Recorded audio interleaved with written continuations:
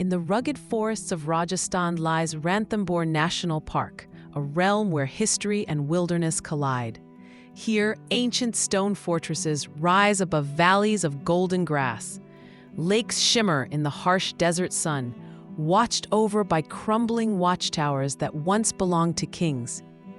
The ruins speak of human empires long fallen, but today a different royalty rules these lands, the Bengal tiger. It is in this land that legends are born. The fearless charger, the iconic Machli, the queen of Ranthambore.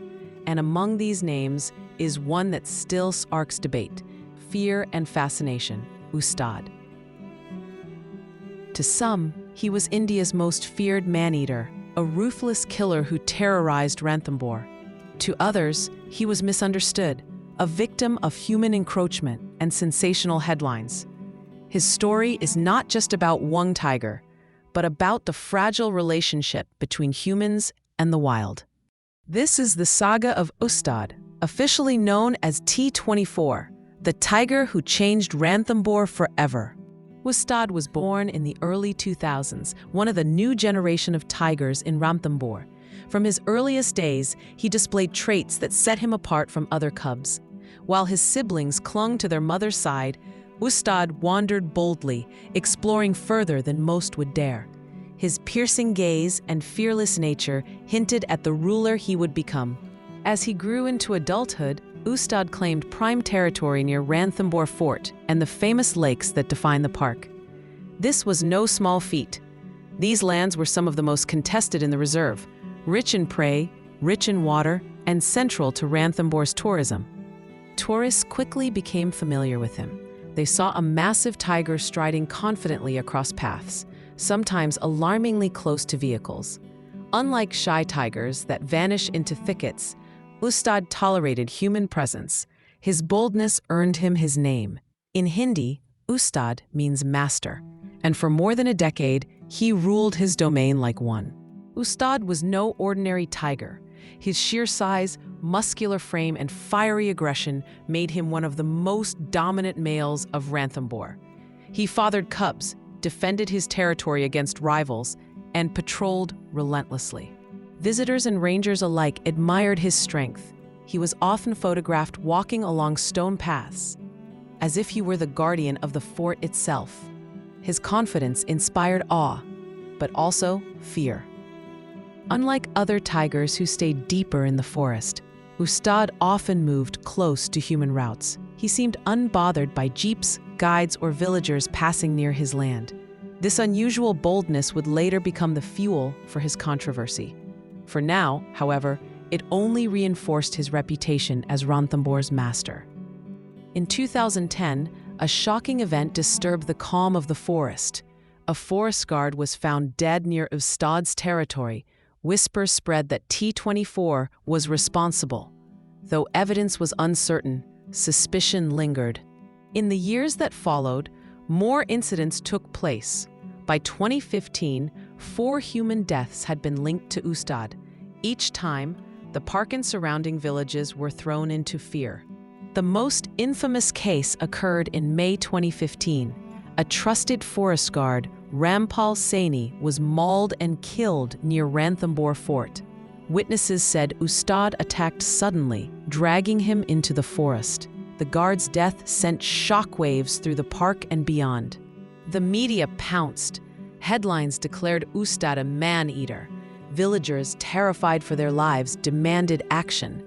Tourists began to ask whether Ranthambore was safe. Overnight, Ustad's reputation shifted from respected ruler to feared killer. With the deaths mounting, Ranthambore stood divided. Some said Ustad had developed a taste for human flesh, that once a tiger kills humans, it can never stop. To them, he was too dangerous to remain free. Others argued differently.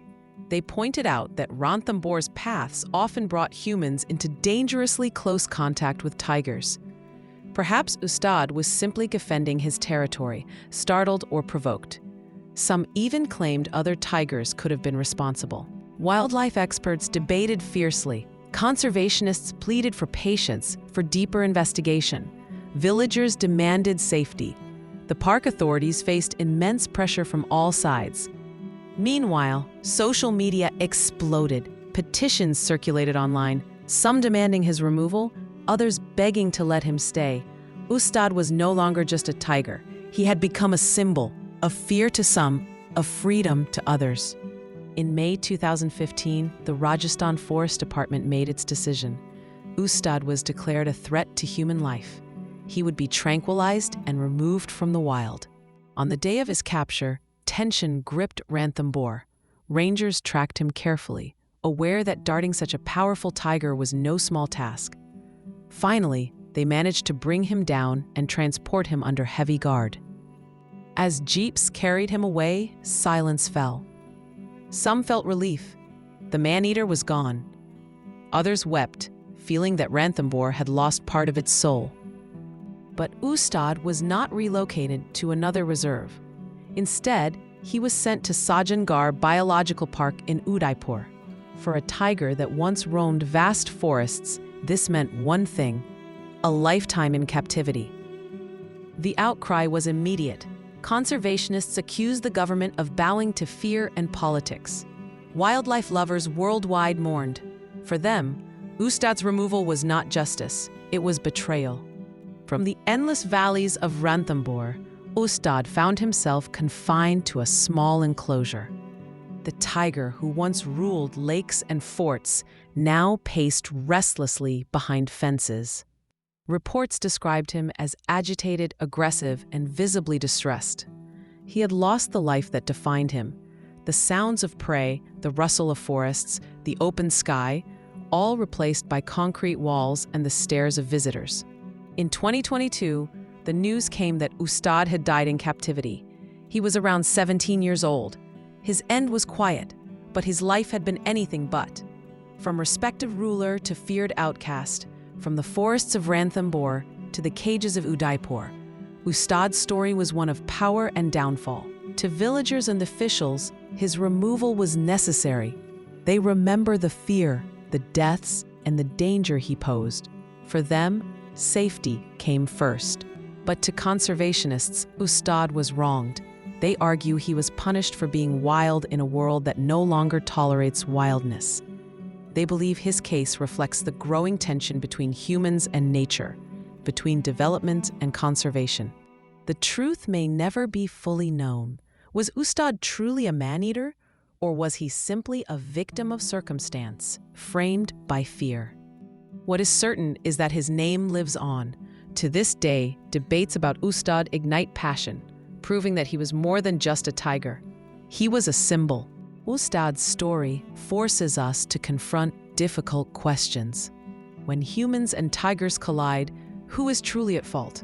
Is it the tiger defending his land, or humans pushing ever closer into wild spaces? India is home to more than half of the world's remaining tigers, yet their habitats shrink year after year. Villages expand, roads cut through forests, and tourists flood parks. In such a world, can conflict ever truly be avoided? Ustad's case shows the complexity of coexistence. Removing him may have saved human lives, but it also cost Ranthambore one of its most powerful tigers. The debate continues. How do we protect both people and predators? Ustad was more than T24. He was a father, a ruler, a predator, and a mystery. His roar no longer shakes the valleys of Ranthambore. But his story, filled with power, fear, and tragedy, continues to haunt those who knew him.